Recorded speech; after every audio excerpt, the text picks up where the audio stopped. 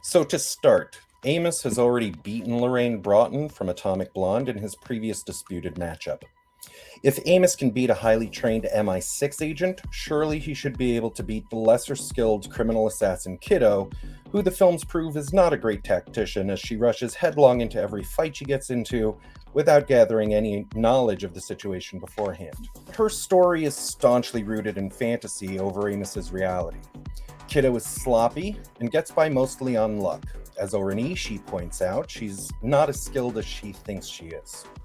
Now, the bride might be graceful, but Amos doesn't play games, and he's not above fighting dirty if it comes down to it. Whichever way Kiddo might come for him, she's likely to take a spanking.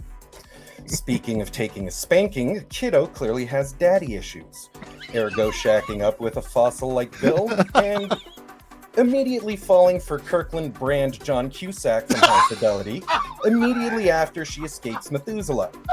So, at the end of the day, and her story, Beatrix Kiddo, even with all the special effects and essentially magic, but definitely fantastical kung fu, is just human. Amos Burton, by the end of his story, well, he's something else.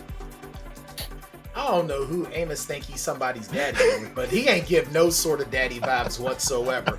One thing I will say is that you're right. Amos is a badass. He is my favorite character on the show. Props to where it's due. But the one thing that will not work in his favor is the fact that when a force of nature is coming to you, I don't care what you think you got, you ain't getting, it's getting you out of its way one way or the other. Amos ain't gonna get a chance to pull out a shotgun because Beatrix is gonna knock his ass into the next tomorrow, in the next plane, period. Sloppy, yeah, but Amos is not necessary. Amos ain't no prima ballerina in what he does either.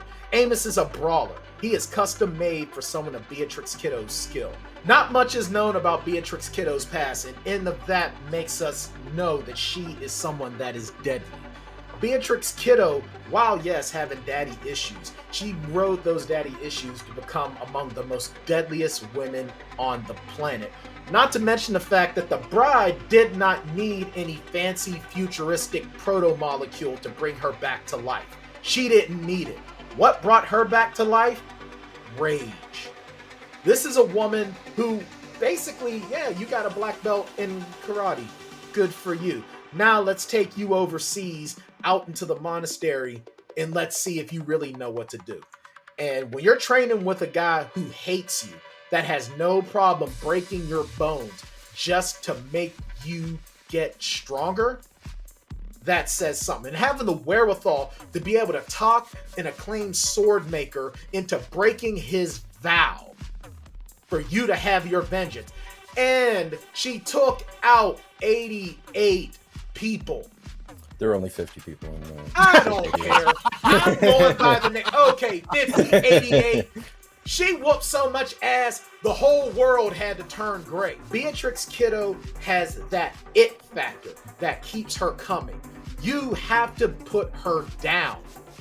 And even when you put her down, she just keeps coming. To quote Tony from Rocky, you don't need that in your life. Go get some new meat.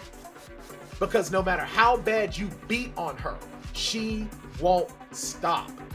Outside of her comatose fantasy world, Kiddo would be beholden to actual physics. Amos has the discipline, expertise, ruthlessness, and the technology to give Kiddo a burial she can't punch out the airlock into the cold vacuum of space.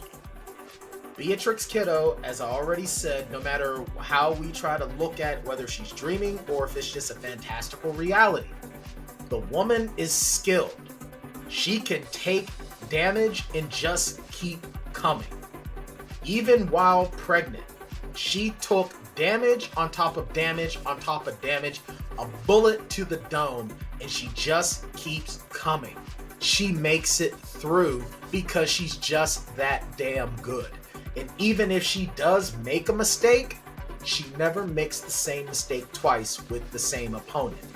And if you give her that inch, she's taken the top of your effing skull. And your heart. And your favorite kitchen knife in your chest. And then she'll take your eye and leave you with her namesake in a trailer. Amos has some things that Beatrix doesn't have, which is the ability to plan ahead. Beatrix's major plan through the whole thing is kill Bill.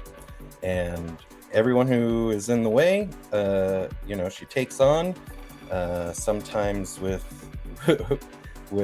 surprising results of, ending up buried and taking on more people than she necessarily had anticipated. And she makes it through, but, a little forethought beforehand might have given her less hurts to work through. Given a head-to-head fisticuffs sort of brawl between the two, I think Amos definitely comes ahead.